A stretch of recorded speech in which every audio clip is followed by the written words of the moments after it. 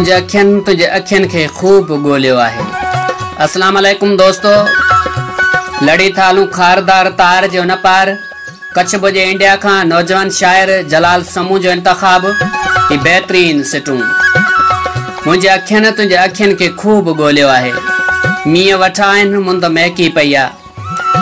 धरती जे चेल ते गुलज़ारी जे गाघर छिलकी पई आ।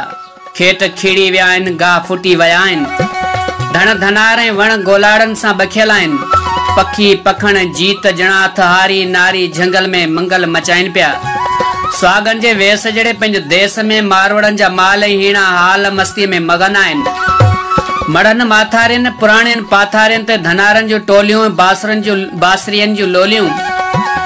हकड़न पितरन जो बोलियूं सुरा चंग फितरत जा हसीन रंग निखरी निर्वार थी रहा आहिनि।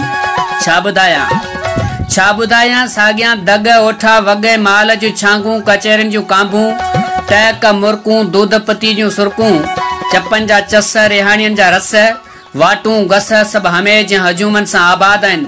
पर बुध हिन हेड़ी छेगरी मुंद में मुझे अखियन तुझे अखियन के खूब गोलियो आहे। बकौल फैज अमन फैज जे त तुझे अखियन का सवाए न दुनिया में आहे बचा। बीत दुखियल सिगरेट मां कश हणी वठा हाथ गोलिया पियो तुझो अखियूं उहे अखियूं जिन अखियन जे रेत में मूं पंहिंजी चिलविली बारोतन जा 2 रुपया विञाया हुआ। उहे अखियूं जिन अखियन में मूं पंहिंजे कुंवारो प्यार सुरमू करे दिल जे कहानीअ सां पारायो हो। उहे अखियूं जिन अखियन ते तूं पंहिंजा नाज़ुक हथ रखी केतिरा सारा अखियन जा कसम खया हुआ। उहे अखियूं जिन अखियन में तूं मूंखे भेटाई जे सिट जीअं समाई वेंदी हुई त अखियन में थी वेह त वारे छपर ढकियां। उहे अखियूं जिन अखियन में आऊं खुद विञाए लाया।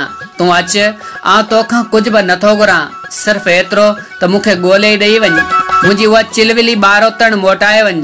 उहो प्यार बाहुन जो हार करे पाराए वञ। उहे वचन पारे वञ। ॿियो कुछ भी न, बस पंहिंजो पाण विञायो थम, उहो ॻोल्हे ॾेई वञ।